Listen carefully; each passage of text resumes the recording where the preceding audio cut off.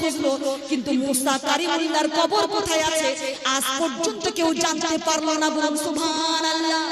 ও আমার প্রাণের চেয়ে প্রিয় মা বোনেরা, আল্লাহ রাব্বুল আলামিন মুসাকে প্রশ্ন করলেন, মুসা তোমার কাছে তোমার মৃত্যুটা কেমন মনে হয়েছিল? তোমার কাছে তোমার মৃত্যুটা কেমন মনে হয়েছিল? মুসা কালিমুল্লাহ বলছেন, ওগো মালিক, আমার কাছে আমার মৃত্যুটা এমন মনে হয়েছে, আমার কাছে আমার মৃত্যুটা এমন মনে হয়েছে, জীবন্ত চড়ুই পাখিকে কেউ যদি গরম তেলের মধ্যে ছেড়ে দেয়, তাহলে ওই চড়ুই পাখি ওই গরম তেলের মধ্যে কিরকম করবে, আমার কাছে আমার মৃত্যুটা ওরকম মনে হয়েছিল। বলুন সুবহানাল্লাহ।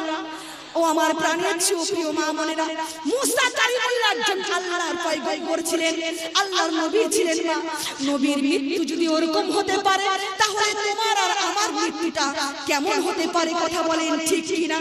শুধু তাই নয় মা, আমার নবী যেদিন এই দুনিয়ার বুক থেকে